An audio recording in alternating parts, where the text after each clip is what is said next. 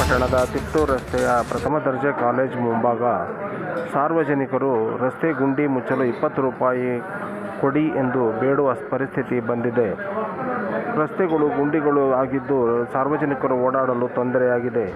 ಇಲ್ಲಿ ಪ್ರಥಮ ದರ್ಜೆ ಕಾಲೇಜಿನ ಶಾಲಾ ಮಕ್ಕಳು ಓಡಾಡುತ್ತಿದ್ದು ಇಲ್ಲಿ ಗುಂಡಿಗಳು ಇದ್ದು ಅನೇಕ ಬೈಕ್ಗಳಿಂದ ಬಿದ್ದು ಅಪಘಾತಕ್ಕೆ ಒಳಗಾಗಿದ್ದಾರೆ.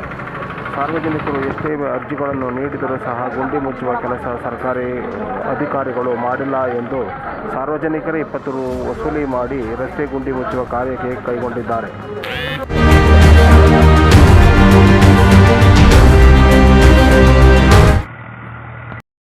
ಬರೆದಿದ್ದಾರಲ್ಲ ಏನಂತ ಸರ್ಕಾರದ ವಿರುದ್ಧವಾಗಿ ಸರ್, ಇಲ್ಲಿ ರೋಡೆಲ್ಲ ಗುಂಡಿ ಬಿದ್ದೈತೆ, ಸ್ಕೂಲ್ ಕಾಲೇಜೆಲ್ಲ ಇದೆ. ಬೆಳಗ್ಗೆದ್ದು ನೂರಾರು ಮಕ್ಕಳು ಓಡಾಡ್ತಾವೆ. ಸರ್ಕಾರದವ್ರು ಇದಕ್ಕೆ ಬಗ್ಗೆ ಗಮನ ಹರಿಸ್ತಾ ಇಲ್ಲ. PWD ಎಲ್ಲರಿಗೂ ಇನ್ಫಾರ್ಮ್ ಮಾಡೈತೆ, ಯಾರು ಇದು ಮಾಡ್ತಾ ಇಲ್ಲ. ಅದಕ್ಕೆ ನಾವೇ 20 ಕಲೆಕ್ಟ್ ಮಾಡಿ ಗುಂಡಿ ಮುಚ್ಚಕ್ಕೆ ಹೋರಾಟ ಮಾಡ್ತಾ ಇದ್ದೀವಿ ಸರ್. ಗುಂಡಿ ಮುಚ್ಚೋದಕ್ಕೆ ಹೋರಾಟ ಮಾಡ್ತಾರೆ ಅಂದ್ರೆ ಮಳೆಯಲ್ಲಿ ಗಾಡಿಗಳೆಲ್ಲ ಬಿದ್ದೋಗ್ತಾ ಇದೆ ಸರ್. ಇಲ್ಲಿ ಬಂದು ನೀರು ನಿಂತ್ಕೊಂಡ ಗೊತ್ತಾಗ್ತಾ ಇಲ್ಲ ಜನಗಳಿಗೆ. ಒಟ್ಟಿಗೆ ರಸ್ತೆ ಆಗಿಲ್ಲ. ಸಾರ್ವಜನಿಕರನ್ನೆಲ್ಲ ದುಡ್ಡು ಕಲೆಕ್ಷನ್ ಮಾಡ್ತಾ ಇದೀವಿ. 20 ಗುಂಡಿ ಮುಚ್ಚಕ್ಕೆ ಹೋರಾಟ ಮಾಡ್ತಾ ಇದ್ದೀವಿ ಸರ್ಕಾರದ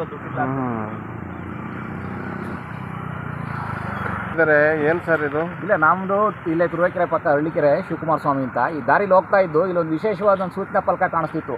ಈ ದರಿದ್ರ ಸರ್ಕಾರಕ್ಕೆ ದುಡ್ಡು ಇಲ್ಲದ ಕಾರಣ ನೀವೇನಾದರೂ ಟೂ ಎಂದು ಉಗಿದು 20 ರೂಗಳ ದೇಣಿಗೆಯಾಗಿ ನೀಡಿದರೆ ನಾವು ಸಿಮೆಂಟ್ ಹಾಕಲು ನಿರ್ಧರಿಸಿದ್ದೇವೆ, ದಯವಿಟ್ಟು ಸಹಕರಿಸಿ ಬುದ್ಧಿವಂತ ಜನರೇ ಅಂತ. ಅದನ್ನು ನೋಡಿ ನಾವು 20 ರೂಪಾಯಿ ಕೊಟ್ಟಿದ್ದೀವಿ ನಮ್ಮ ಸ್ನೇಹಿತರಿಗೆ. ಇಲ್ಲಿ ನೋಡಿ, ತುರುವೇಕೆರೆ ಡಿಗ್ರಿ ಕಾಲೇಜ್ ಮುಂಭಾಗದಲ್ಲಿ ಇರತಕ್ಕಂಥ ಕಲ್ಕೆರೆ ಗೇಟಲ್ಲಿ ಗುಂಡಿ ಬಿದ್ದು ಮಕ್ಕಳೆಲ್ಲ ಬಿದ್ದು ಹೋಗ್ತಾ ಇದ್ದಾರೆ. ನಿನ್ನೆ ತುರುವೇಕೆರೆಯಲ್ಲೂ ಆಕ್ಸಿಡೆಂಟ್ ಆಗಿದೆ. ಈ ಸರ್ಕಾರದಲ್ಲಿ ಕೊನೆ ಪಕ್ಷ ಗುಂಡಿ ಮುಚ್ಚಕ್ಕೂ ದುಡ್ಡಿಲ್ಲ ಅಂದರೆ ಇದು ಇನ್ನೆಂಥ ಸರ್ಕಾರ ಇರ್ಬೋದು? ಇದೊಂದು ಅವೇರ್ನೆಸ್ ಬರಲಿ ಅಂತ ನಮ್ಮ ಸ್ನೇಹಿತರು ಮಾಡಿದ್ದಾರೆ. ಈ ಕೆಲಸಕ್ಕೆ ನಮ್ಮೆಲ್ಲರ ಮೆಚ್ಚುಗೆ ಐತೆ, ನೀವು ಸಹಕರಿಸಿ. ಇದು ಒಳ್ಳೆ ಕೆಲಸ.